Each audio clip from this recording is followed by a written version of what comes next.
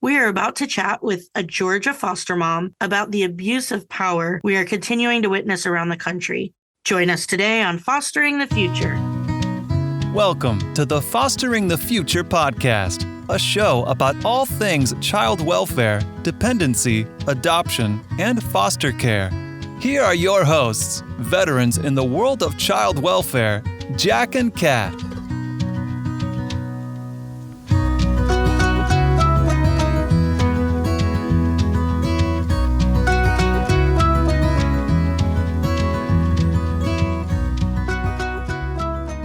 We believe that every human has incredible and equal value regardless of what side of the courtroom we sit on. We hope that everyone feels welcome and accepted here on Fostering the Future.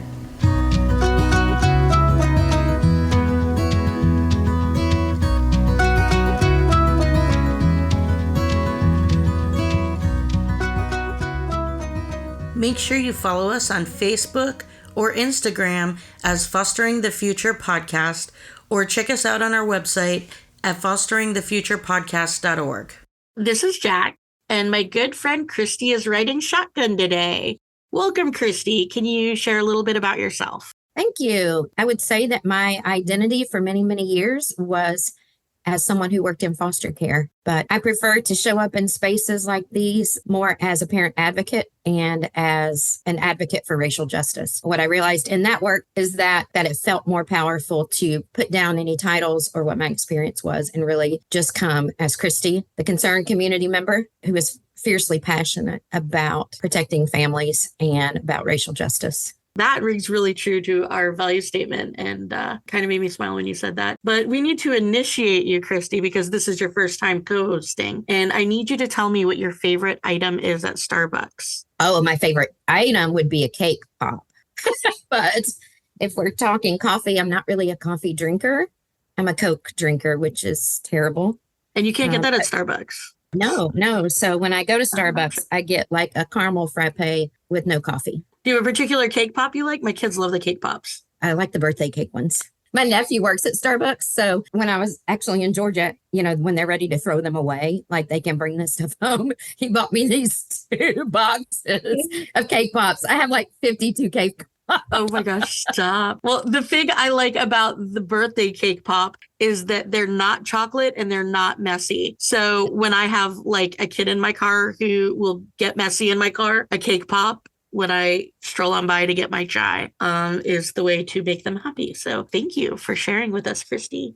Today, we also have Jennifer with us, who is a Georgia foster mom who is going to share with us about her experience with the Hernandez family. Thank you so much for taking the time to chat with us today. Yeah, thank you for having me. I appreciate it.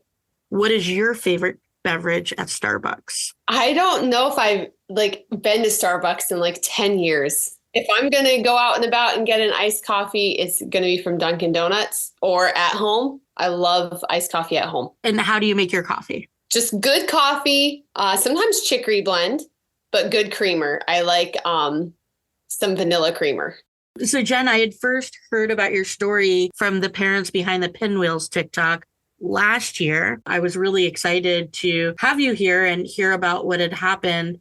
I always kind of feel weird doing any interview or talking to anyone about this because I like to think of myself genuinely as a happy person. But when you're talking about this kind of stuff, it's, it is tough. Can you start by telling us a little bit about how you got into child welfare, your interest in becoming a foster parent? So when I was growing up, I actually was born and raised in Florida. My parents did foster care. I loved it a lot. We didn't have a lot of kids coming and going because we soon, after getting some boys into our home, they became available for adoption. So we didn't do a lot of foster care, but I loved the idea of one day not having kids and the next day having kids. It was just, I don't know, it was exciting for me as a kid. They felt like my brothers. I had a biological sister, but they felt the exact same to me. And as I grew older, I just knew 2 things in my head. I wanted to homeschool any future children I had, and I wanted to do foster care, possibly adoption. And that was just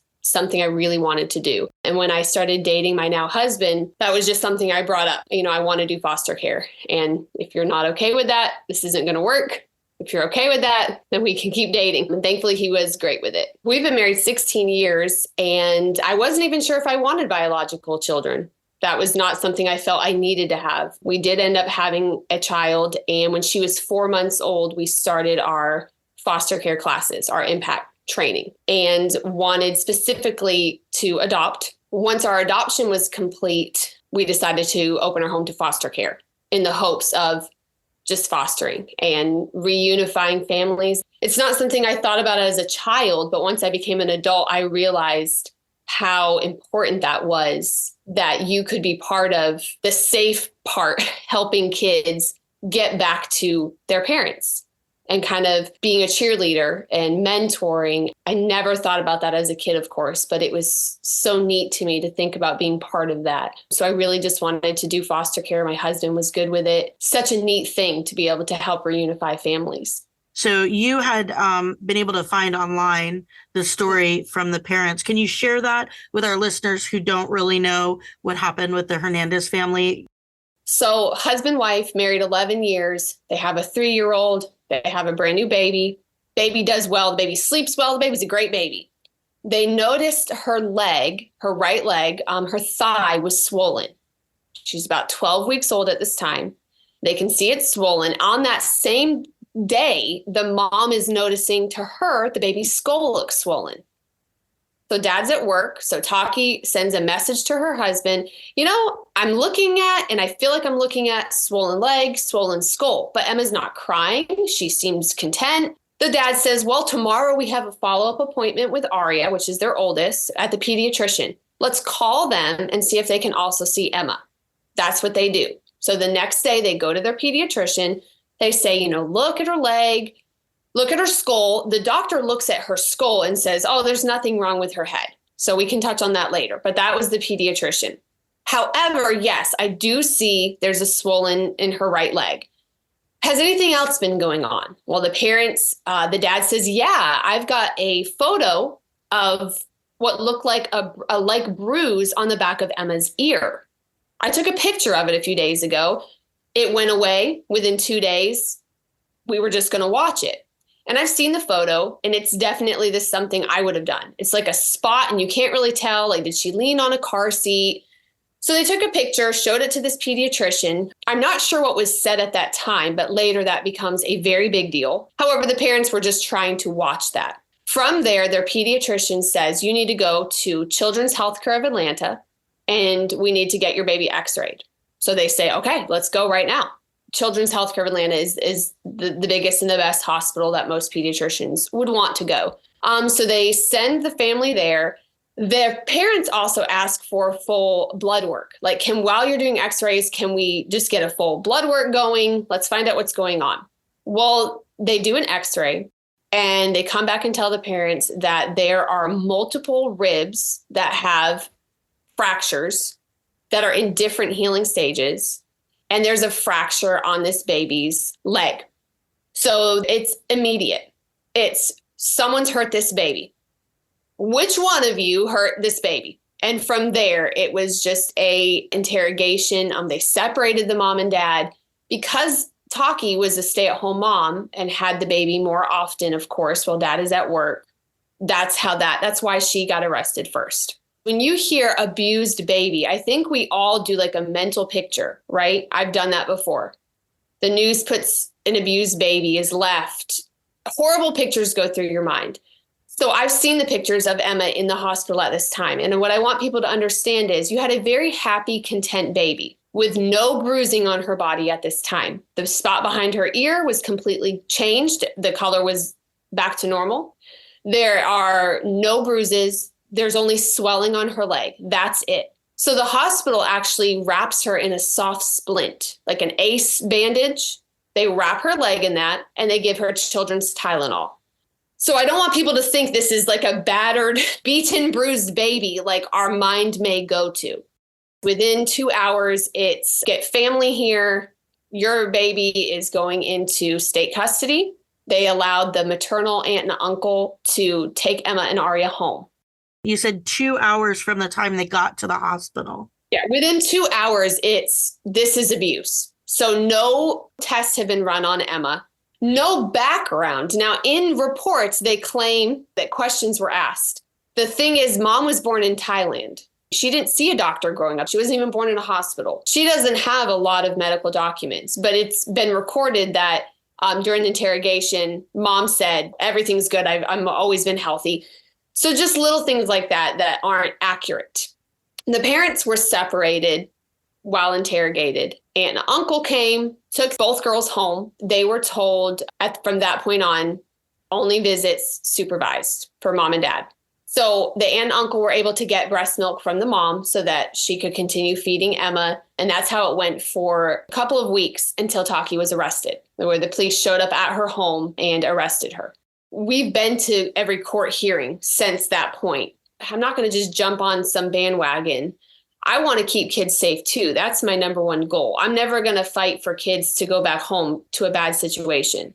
And even if I'm not a detective, if I'm not a doctor, I'm a human with a brain, with a heart. I know how to ask questions. I know how to look at the big picture. So our goal at that point was try and get to know the family and see if we can kind of help them through the foster parent side, what they can do to get their kids back. This wasn't from the beginning claiming innocence because I didn't know.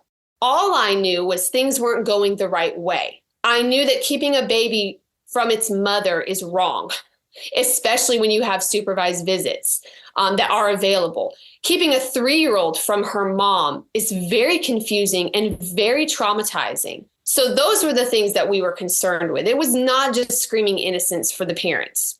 Once mom was arrested, there was no more contact between her and her children.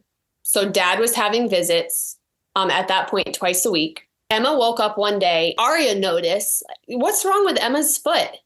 And they looked and they took her little sleeper and she had discoloration on her leg. Bluish, purple discoloration going on her leg. And they thought, oh no. They called DFACS as a good people trying to do everything they were supposed to do. DFACS said, oh, you need to take her back to CHOA. So the aunt and uncle take her back to CHOA because they're trying to listen to DFACS. And one caseworker makes the comment, I wonder if the aunt and uncle let the mom over against bond and they let her abuse this baby.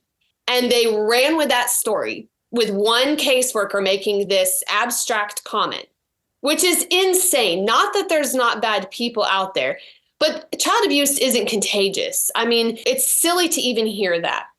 Okay, even though we know there's bad people in this world, if you can meet people and you do background checks and you see what kind of people they are, it's absolutely, utterly ridiculous. So they were immediately taken from the aunt and uncle at that point, and they had other family, fictive kin, and other relatives in other states. DFACS wouldn't hear anything of it. They would not consider calling anyone. They weren't willing to look into family in other states. It just was out of the question for them. So at that point, dad just continued having visits. And that's about the time we came into the picture. Can you tell us a little bit more about that? So you fast forward into our life, we have 5 beautiful children. We had closed for a short time after our adoption to our 2 oldest. We wanted to just kind of take that time to be a family. Once they moved out and were on their own, we decided we would open our home up again. At that time, we wanted to do respite, just short-term placement while they're either waiting for a home to open up, or if they're full-time foster parent, maybe traveling and unable to bring the kids with them. So this was last summer of 2023. We got a call about 2 little girls. At the time, they were 3 and almost 4 months. I've gotten to a place when they're younger, I don't ask a lot of questions. If they're a little bit older, I want to know more to prepare my kids, to prepare my home, make sure it's something we can handle. When they're younger, I don't typically ask, certainly no nosy questions. It's not my business why they're in care. I just like to know what I need to know. There was nothing regarding the girls' information once they came. I didn't have last name. I didn't have that information. They came kind of in the evening time. The next day is when we really started noticing things with Emma.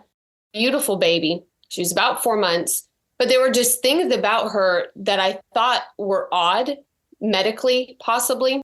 She held her little joints, her arms and her legs. She was a little bow-legged. She would hold her arms just kind of odd, like in awkward positions, and I would kind of move them for her. And I started asking my husband, do you think she sits on my lap weird? she looks off to me. And when I gave her a bath, I noticed her skull, because she has really dark, beautiful hair, silky hair. And I noticed when it was wet, her skull seemed sunken in and sloped. And I was like, well, that's odd. I wonder if there's anything medical going on and no one's told me. I reached out to the foster mom and let her know some of my concerns. The baby was also severely constipated while she was with us. The foster mom said, well, all the things you're noticing, that's abuse. Did nobody tell you that Emma recently was put into foster care because of abuse? Her parents hurt her. My first thought is, well, no one told me anything about that. But the things I'm seeing does not equal to abuse. That just didn't make sense to me. So I just kind of brushed it off. When they left our home, I sent a letter to the case manager, like I normally would, just to let them know how the time was. Girls were great. Here are my concerns for the baby. And the response from her was, oh, thank you so much for your insight, because we're looking into medical evaluations to find out what's going on with Emma. And I was like, well, that's completely different than, what the foster mom said. So at that point, I actually looked them up online, which normally I would do anyway. We live in a very small town. So if they're anywhere from around here, I like to know whose kids I have. It's not me being nosy. It's me trying to understand more, because the department doesn't always give you that information. Well, as soon as I did a search on them, I could not believe what I was seeing. It took me aback because the mom was pleading out for help for her baby. She was saying, there's something wrong with my baby. I went to the doctor to get help. And instead of help, I've been arrested. My kids are in foster care. She went through this whole thing, and my heart just kind of dropped. And I immediately felt connected with her. I immediately felt like everything I was reading was truth. There was nothing that I was reading where I thought, oh, I can't believe this mom's getting on here, and pouring her whole life out. It just felt like truth to me. So I talked to my husband and we both agreed I wanted to call her. She put her phone number out there. If anyone knows of how I can get help, this is August of 2023. At that time, she had a bond order where she could not speak to her husband nor see her children. That was another thing that was off to me, because the foster mom said, oh, it's such a sad situation. The mom doesn't even come to visits. And I thought, gosh, that is sad, because usually the parents go to visits. So when I'm reading this, I'm like, well, the mom didn't go to visits because she's not allowed. And I immediately thought, why is she not allowed? Like, we've had kids in our home, as I'm sure you guys have, where there's obvious abuse and they're getting visits with their parents. I had a kid come to my house. He was covered head to toe in bruises, like fingerprint marks around the neck. And also, like, anytime anybody moved, he would flinch. Immediately visits the whole time. To me, that meant kids get visits regardless. We find a way to make them safe, but kids get visits. And also that was the same with the Maya Kowalski case. The mom was completely deprived visits. And that's not normal, especially in these situations where the abuse itself is questionable. Absolutely. Plus, this was a breastfeeding baby. Just reading her story and so many things being in foster care for so many years, things were not adding up to me. So I thought, well, there's just something off about this situation. Why in the world is this mom not having visits with her kids? Because visits are by third party. Visits have someone supervising. They have cameras. So yes, like you said, you can make the situation very safe for these children to keep that bond with their parents, because regardless of what's going on, we're supposed to be looking at the children. What is the bond for them with their caregivers? That was another thing. She was breastfeeding. And in this story, it was, I've been pumping my milk. I've been delivering it to DFACS for my baby, yet we had no breast milk given to us. So that was a red flag for me, because when she wrote this was just a couple weeks later. And I'm like, well, no one gave me breast milk. I only had formula, and this baby's severely constipated. I was given extra iron drops to give the baby. This formula was high in iron, written on the front. And I thought, well, my gosh, this is a problem. So while we were kind of going slowly into giving our concerns to the department, I realized we were getting a little bit of pushback. And that's where the concerns only strengthened from there. Is things were not adding up, because no matter what, reunification is supposed to be the goal. I mean, if people don't know that, that's the goal. You want reunification when possible. If we went to the adjudication, parents, what's the next step? Family, blood relatives. That's the next step. Well, that was also going on. There were blood relatives requesting to get placement of the girls, and it was being denied. They wanted to hire attorneys because they could see that that's what they needed to do. And now at that point, Taki is no longer allowed to see her children, talk to her children, see her husband or her sister or brother-in-law. So her sister came from Thailand with Taki. They came from Thailand together to become au pairs in America. What is the explanation for her not being able to have communication with her husband or sister and brother-in-law? There's no answer that I have heard, except for this happens in Forsyth County. That's the only answer we've been given. So Forsyth County can do this. They look at it like a witness list, and they don't want you conspiring with other witnesses. Like, how long did that go on? Matt and Taki just got their bond order modified last Wednesday. So 4 days ago. So for 10 months, almost 10 months, she could not speak to her husband via text, social media. I mean, lawyers even told us don't even put them in the same social media post because that can look bad. So they had no communication whatsoever. Some of the irony in this is some of the things they had to do for DFACS to get their kids back is make future goals, future plans of what are you going to do to get your kids back? Like, how are you supposed to do that when you can't communicate with each other, right? You're setting them up to fail. Definitely. Now, Matt ended up finding out Taki had a bond condition hearing in December of 2023, hoping to modify so she could talk to her husband again. We were present for that hearing as well. The state announced at that hearing, Your Honor, there's really no reason for you to remove this bond condition because we are going to indict both Mr. and Mrs. Hernandez through a grand jury on Monday. This was a Thursday. It was a sit-in judge. The judge was not there that day, so it was a sit-in judge. Y'all, this judge was so confused at why this mom had gone 7 months without seeing her babies. Like, this poor man, he was elderly and he was so confused. He was like, I don't understand why this mom hasn't seen her kids. Aren't the visits supervised? Yes, Your Honor. Aren't there cameras? Yes, Your Honor, there are. He was like, then why has this mom not seen her children? Her breastfeeding baby, her 3-year-old who asks for her daily. It was really sad. And on that day, he did grant that the mom could do visits. So she was able to start visits a few days later, but she did not get to talk to Matt at that time. And their 12-year wedding anniversary was coming up, and they missed that. They missed Christmas. They missed both girls' birthdays. They missed Thanksgiving. They missed so much because of this stupid situation, especially the no contact. Was it a combination of DFACS and law enforcement, or do you think this was mainly driven by DFACS? Is that particular agency, are they known for doing things like this? Well, to begin with, the child abuse pediatrician is definitely at fault here. They are a hammer and everything they see is a nail, and they just go around smashing nails everywhere without thinking. Emma was also discharged from the hospital, you guys, during that first time being brought there with a low vitamin D, very low. So they put her on a high dose of vitamin D. Well, I mean, is that correspondent with abuse? No, of course it's not. So why not go from there and look at mom's vitamin D levels? Let's check that. It took months, but finally, because you get blocked from some of your medical records. So these parents are getting blocked from viewing their own medical records for their baby.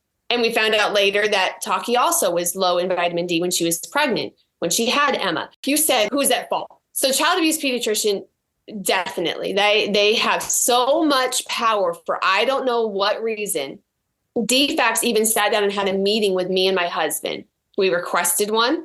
We had a meeting with multiple directors, regional directors, county directors. One of them even said, you know, sometimes when a child abuse pediatrician says abuse, there's nothing we can even do.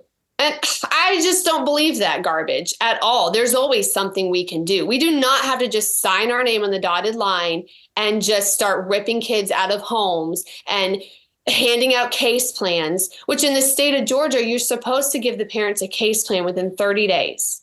Okay. That's a federal law to give parents a case plan. It took 120 days before the parents even saw a case plan. But no one seems bothered by that at all. That's a huge deal to me. By the time they saw it, you guys, at the adjudication hearing, DFACS was already asking to terminate parental rights. That's crazy. That's insane to already be asking to terminate. So law enforcement definitely messed up. Someone signed a paper. Everybody underneath that just looked at it and was like, oh, it's abuse. Oh, it's more kids abuse. And they just go with it. Nobody stops to like turn their head on and think about this logically or to sit down and meet the parents. I mean, you're talking about guardian ad litem's, CASA, multiple caseworkers, multiple law enforcement. Everybody is just signing their name and doing their part. Nobody is stopping to look at this. So I think that's the biggest problem. You have definitely the leader is child abuse pediatricians. You mentioned earlier, Jack, all of the parents behind the pinwheels. People need to go in there and see there's not a single one of those stories that does not have a child abuse pediatrician involved. Now, you might have some caseworkers being bad actors, but you have some trying to save the day. You have some who do try and step in, good CASAs that try and step in. These child abuse pediatricians say abuse, and everybody just falls into line as if there's no other possible explanation. It's hard for me to wrap my head around that, but there's a case here in Florida that I'm familiar with. You have all these other doctors that have given an opinion, but they are hung up on this, we call them here CPT, Child Protection Team. It just seems like across the nation, these physicians and these hospital workers have so much power. It doesn't make sense.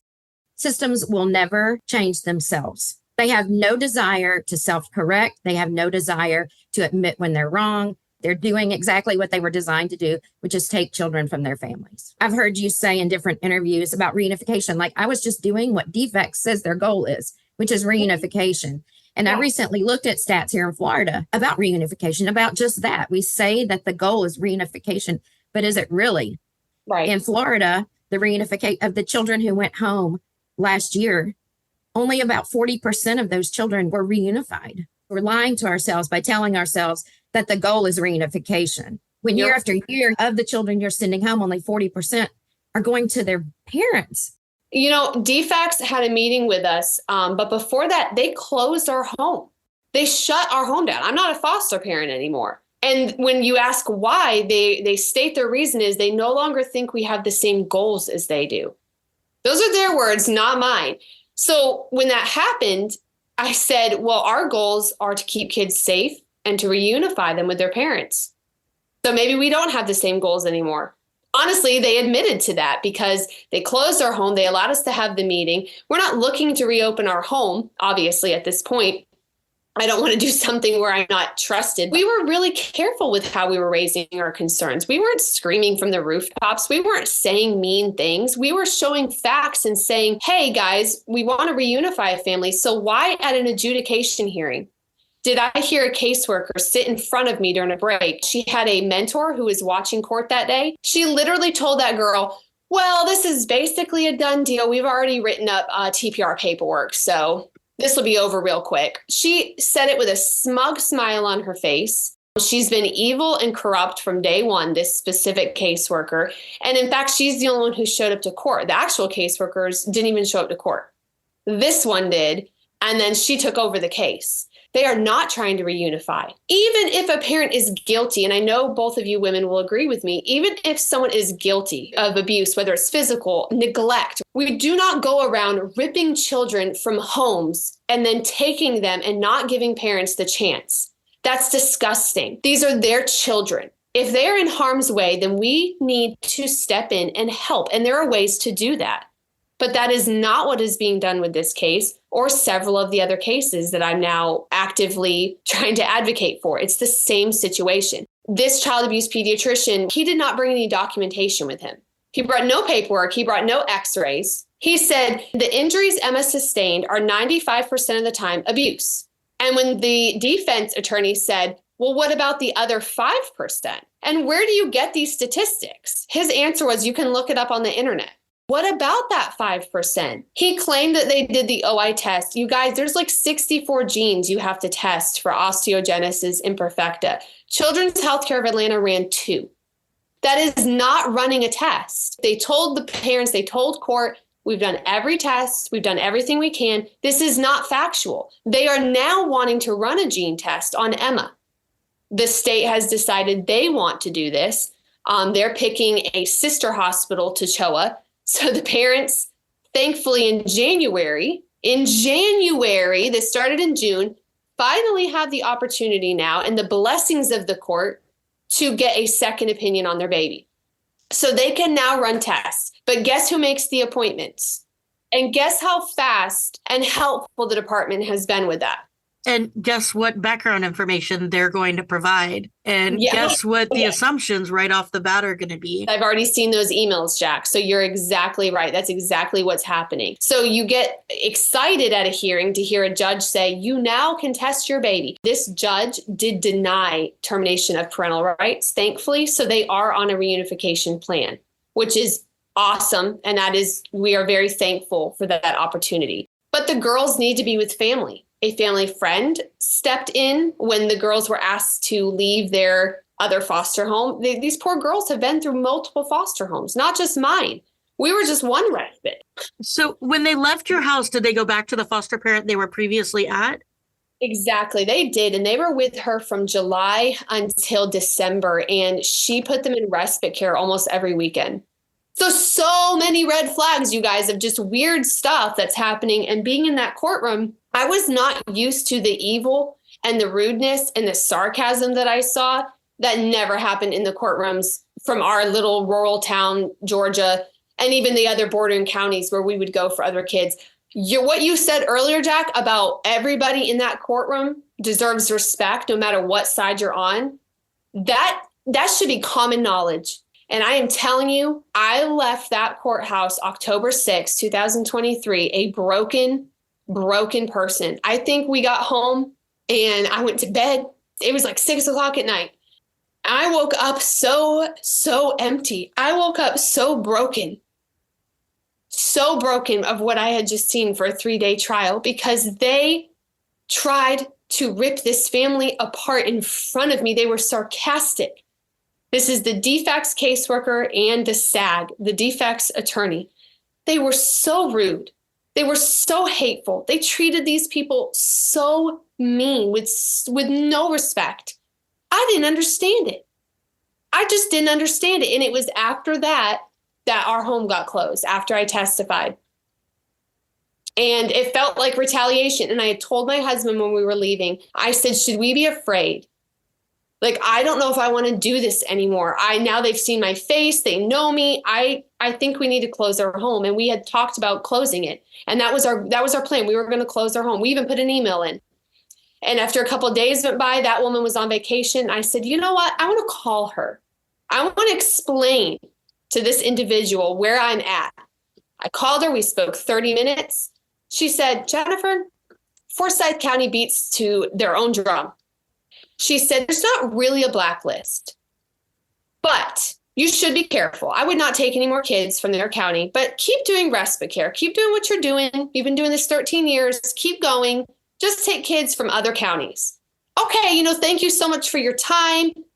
When I hang up 2 days later, I get an email. Thank you for your time at DFACS. Like, goodbye.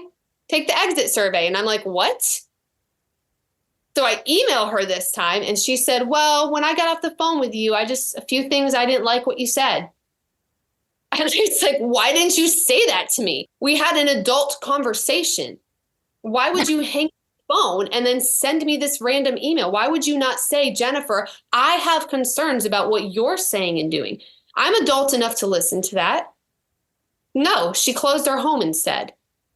To me, that only solidifies what you guys are doing. And that they really don't have the same goals as you. Yes, it makes you look really shady to do that. You shouldn't do that. You need to have open communication with us. You didn't like us speaking out. And that was before any interviews, you guys. I wasn't interviewing. I wasn't doing any of this. I was just going to them, talking to them and witnessing, testifying on the parents' behalf of what I had seen. So just from there, everything is just snowballed out of control, in my opinion. Great news being that the parents now get to talk to each other. That is a beautiful thing. They cannot visit their children together yet. They're still visiting separate because DFACS, in their words, has to work on some paperwork before that can happen. They've not seen their mother and father in the same room, you guys, in 10 months.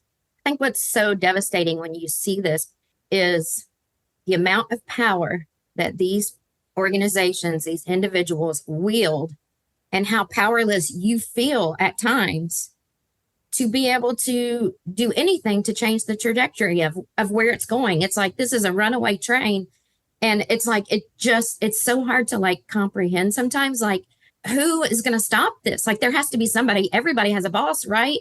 But it's like everybody protects everybody else, you know? I guess we're naive in the beginning. Okay, let's get in touch with representatives. Let's talk to legislators. Oh my gosh, we should get in touch with our governor. Let's talk with Candace Brose, who's the DFACS commissioner. Let's just really let everyone know that this is happening and this is wrong. Nobody in Georgia cares. There is no oversight with DFACS. Every single legislator or representatives will either like hear us out and say, oh, that's so sad. You know, there's nothing we can do about that. Or they'll say, oh, well, let us look into this. And you don't hear back from them. And DFACS will have a nice meeting with you. And then at the end, they'll say, unfortunately, we can't tell you guys anything about this case, you know, privacy reasons for the family. And I just laugh. Like, I mean, I know more about the case than they do. That's what I was going to say, where you're in a situation where it's like, I don't need you to tell me anything. I'm here to tell you something. Legitimately, that's what I said. I have literally had this conversation. I've had a situation where I had to go literally to the top of the chain of command in the multiple agencies and was either told it's out of my hands, but you're the top. Whose hands are it in? Whose hands do we need to get in touch with? Who's are the right hands? Or to just walk away from a situation that it's handled when it clearly wasn't.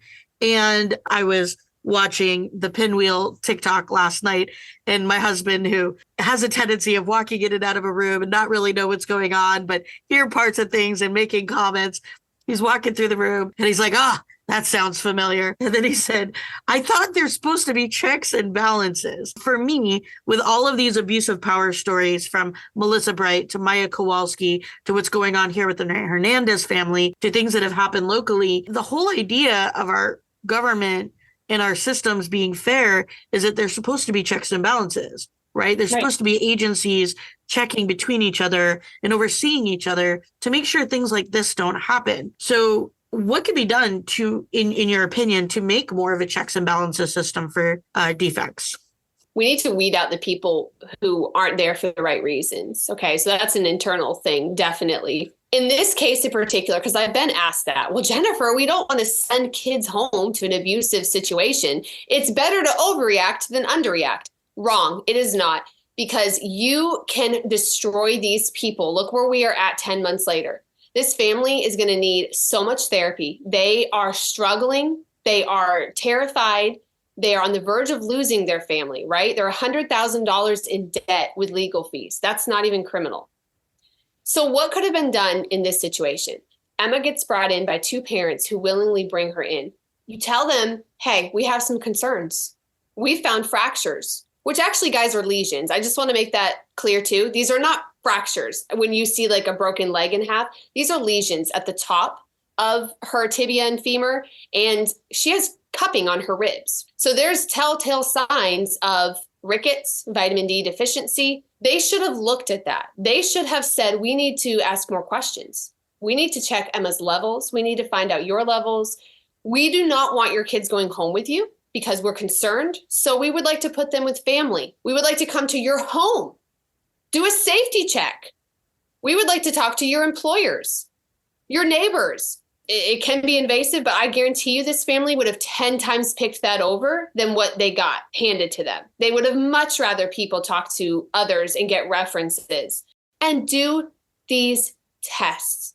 In October, they had two specialists, a forensic pathologist and a geneticist from Florida, who both gave multiple reasons of what's going on with Emma based off of her x-rays and her blood work to say, oh yeah, Vitamin D deficiency, she can definitely have lesions and fractures. It makes your bone more fragile. She was put on a vitamin D supplement by CHOA. Why did they put her on that? Because she was low in vitamin D. But they don't want to talk about that. And the judge at that time didn't want to hear these other two medical expert witnesses given their testimony. I've listened to their testimony, you guys. I saw the x-rays and I saw their documents.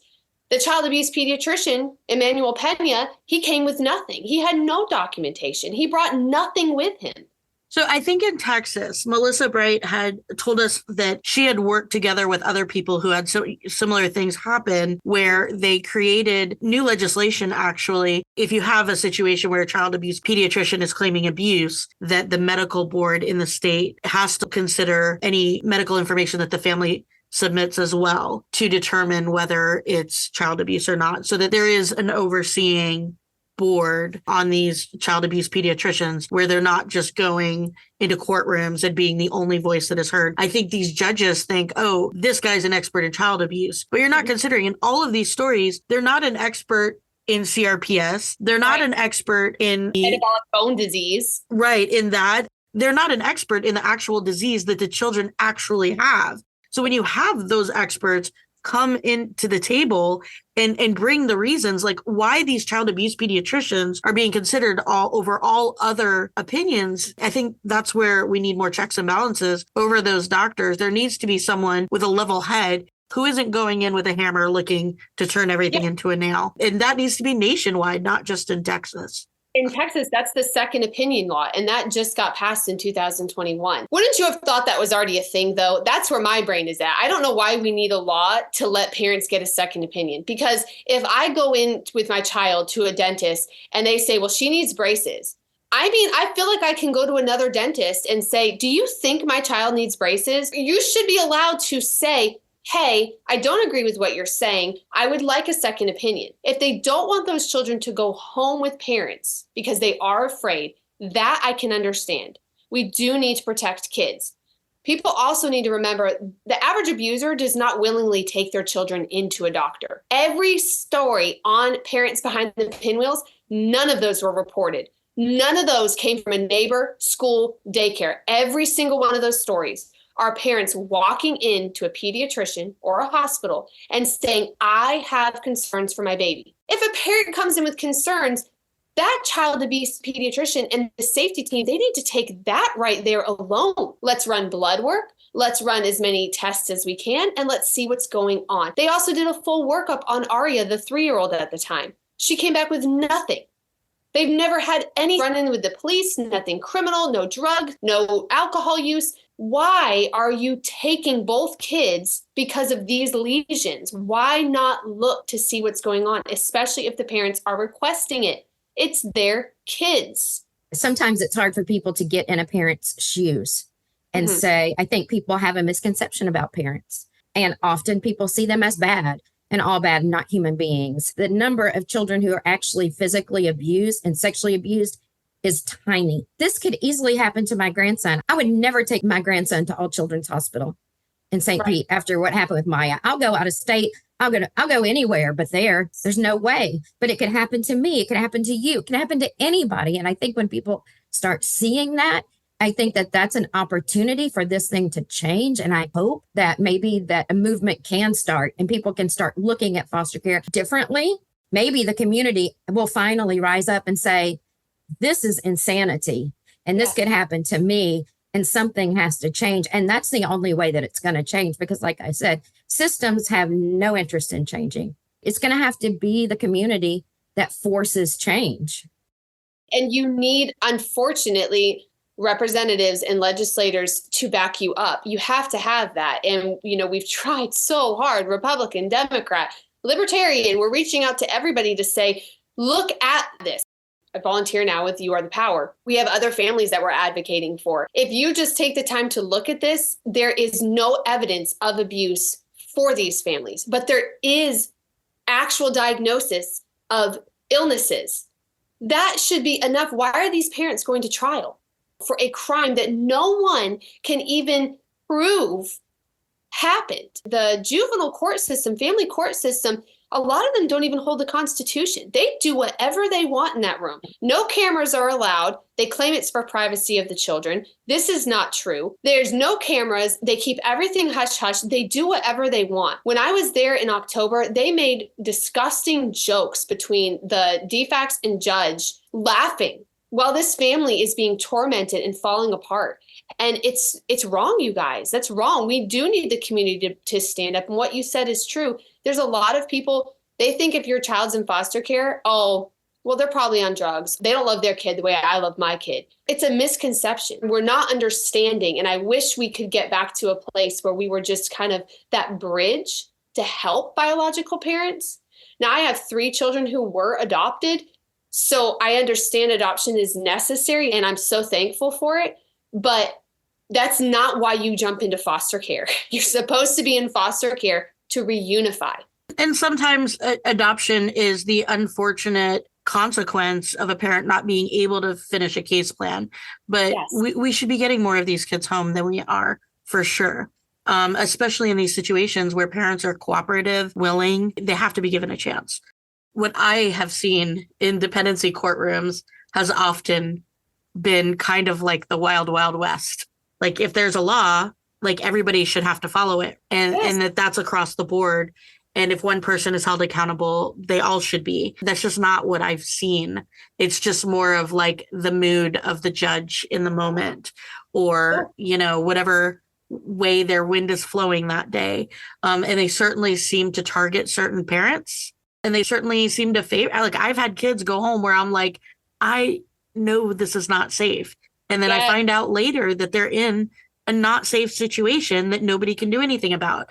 And then I have parents who are doing absolutely everything and more and are exemplary. And like, I'm like, we should be taking this person and like throwing them on a statue and telling everybody, look, like people can do it. Like people can be successful when you give them the right support. And those are the ones that were standing on their back and like trying to hold them down when they're doing everything in their power. That's crazy. We've experienced the same thing. That is the part where the community needs to jump in, and we need to make real changes. We should not be making it this hard for parents to get their kids back when they're doing everything right. And we need to stop sending kids back to dangerous situations. It's so backwards. That doesn't even mean that those parents don't get those kids back, but maybe we should have waited more than a couple of months. You know, maybe the change wasn't going to happen in a couple of months. What is the current status of the dependency case? You had said that it was changed back from termination to reunification. And it never actually was on termination. At the adjudication hearing, that's what DFACS requested initially, and that was denied. So thankfully, it's been reunification. They are getting visits separately, 2 days a week, each parent. Last week, both parents missed their visits because transportation and miscommunication between the department. Well, it's court ordered. So who's going to be in trouble for that? Nobody. That's another thing with oversight. Nobody did it. It's just miscommunication. So no one gets in trouble. Yet parents went extra days without seeing their kids. Right? When Taki has only been seeing her kids for a few months now, right? Since December. And, you know, the department even loved to throw that in her face at a following hearing to say, well, the kids aren't as connected to the mom as they are the dad. Okay, you took them from her for 7 months. They were connected to their father because he was the only one they were seeing. So they are on full reunification. Thankfully, the only thing holding us back is the criminal. Unfortunately, Matt and Taki both have criminal charges against them. It took Matt 7 months when this all happened before he actually got indicted through a grand jury at the same time as his wife. They're looking at the same charges: child abuse, under family violence, and aggravated battery. They have to go before trial, before a jury. Well, and they can't even really acquire the medical documentation they need to fight those charges. January 19th, they got the approval from the judge. You can now test your baby. We were so excited when we left. Guys, we're April 7th, and she now did just have a gene swab a few days ago. It took so long because parents, one, couldn't communicate. So mom and dad were each looking to find doctors, right? They have advocates like my family helping them. You Are the Power helping them. Attorneys doing what they can when they can. We have all these advocates helping. The department has to be the one to do it. It just blows my mind how systems think when they take kids, they're our kids now. They own them. And they don't ever treat families like these are still your children. These are your children. When parents get their children removed, they have rights. In Florida, parents have rights, but no one cares. They don't uphold that. Just because you're going into the courtroom and because an attorney's sitting beside you does not mean justice is occurring. Especially if you have the court-appointed attorney who does not have time for your case. Have you guys experienced problems with guardian ad litems or child attorneys? Because that's been really heartbreaking to see in this situation. They do have a CASA and they do have an attorney. I'm so disappointed. In certain situations, it's like they're all working together. In a lot of situations, they're all working together. In certain courtrooms, they meet up before the parent is allowed in the courtroom. They all meet up and decide what's going to happen during the hearing. And then the parent is allowed in. And I'm like, how is this legal? They're hanging out with the judge and the case manager and the guardian ad litem. Hang out and make jokes. It's like disgusting. The most awakening moment for me was when I walked into court with this mom, and she'd always told me every time I go in there, they look at me like I'm trash. And I kept telling her, I'm like, that's in your head. I'm like, because I've never seen anybody look at a parent like they were trash before. I didn't say that's in your head. I'm like, you probably think they're looking at you because you feel nervous to go in there. But I promise you, nobody feels that way about you. I was trying to like build her up and help her feel more comfortable about being nervous about going to court. One day I picked her up and brought her to court, and I walked up the elevator with her, and we walked out into the hallway. One of her children's attorney ad litem was the first person to walk past, and she looked over, and before she came by, she looked at me and she goes, "That's my child's attorney." And I go, "Oh, okay." And she goes, "Hi, I'm child's mom." And the woman looked at her in such a way that tears immediately sprang to my eyes, and I got choked up. And I could not believe. Now, this is not a mom who does whatever she wants, doesn't show up for anything. This is a mom that shows up for every single thing that she's supposed to for her kids. They tell her to go walk 5 feet that way. She'll walk 10 feet that way. What else can I do? What else can I do? Are there additional classes I could take? That's who we're talking about here. And for this mom to be looked at in this way by this child's attorney, I'm like, this is the mom of your client. Like, how she didn't even respond with words. She looked at her in such a way that I felt like someone had punched me, and it wasn't even me. And then the guardian ad litem showed up, and they're all like whispering in the corner and talking to each other. And the case manager, they're all sitting there talking. And I was blown away at how real her perspective was, because that was how they were treating her. Now, I don't feel like they treat every parent like that, but I feel like there are certain cases. Probably more than not. Especially, I guess, in bigger cities, because where we're from in our rural area, going to the courthouse here, I didn't really see that, to be honest. The judge was wonderful. He treated everybody with respect and always asked foster parents if they would like to speak. It was always sad, right? Like, court's sad usually, but it was always done with respect and kindness to everybody. But when you walk into juvenile court hearing in Forsyth County, I'm so sad. But, working with these other families that we're advocating for, they're in different counties. You've got one right on the Florida-Georgia line in Camden County. And when they describe the judge and the defects attorney to me, I'm like, God, it sounds like the exact same people. So we have a problem. Everybody who tunes me out and is tired of me talking about it, you would not be tired if this was happening to you. I know people in my community, on my Facebook page, they're tired of seeing me post things. You do not understand. These are these people's lives. This is their everything. This is literally the reason they live and breathe is their children. And we are destroying family units. Some of the people destroying, they're having a good time doing it, and they're getting paid good money for it. And it's disgusting. And until we make some of those changes, I'm not going to stop talking about it. And I don't care if it bothers people, because if it was my children, I would hope to God somebody out there is as loudmouthed as me. The reason I do the interviews is because their attorneys tell them, With their criminal charges, you need to be mindful of what you say, right? You're not allowed to make interviews. And for some of them, they're actually told, DFACS is so vindictive, you need to be quiet. Yeah. They will make your life a living hell. And I'm like, they've already taken their kids. They're going to make it harder on you to get your kids back. That should not be happening. In all of these abuse of power stories, it seems like an initial mistake is made, maybe by one person, maybe by multiple people. When anybody confronts that mistake and says, hey, I don't think this is true, whether it's the parent or an advocate or some other person, instead of anybody in the system or these child abuse pediatricians ever saying, hey, let's double look at this. Let's see if we made a mistake and fix it. What I've seen is they then double down. Yes. And then instead of you just having a mistake, you have people lying to cover things up. You have people manipulating things.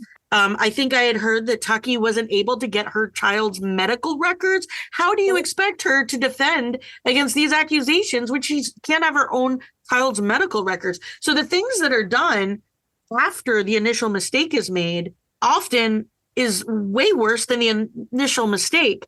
And it's just because they're covering it up. And some of these things are illegal. They're working 10 times more to cover this up and getting more evil. And that's the word I use. And I use that word because that's what it is. It's evil. What they're doing is wrong. How are you supposed to win something and prove your innocence with something that didn't even happen? How do you prove a negative? How do you prove what didn't happen?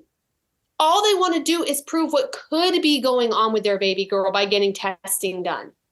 If these doctors or caseworkers were to say, you know what, you're right, we need to do some more testing, maybe a mistake was made, what bad would happen to them? They probably wouldn't even lose their job. But the consequence of them continuing to cover up is the destruction of a family. And not just one family, it's happening all over the country. If you want to help the Hernandez family and other families experiencing abuse of power in Georgia, please contact Governor Kemp's office at 404-656-1776 and ask him to meet with the Hernandez family, or message us on TikTok for more ways to help. Thank you so much for joining us today. Make sure you subscribe and follow us on social. We hope that you join us again next time and keep on fostering the future.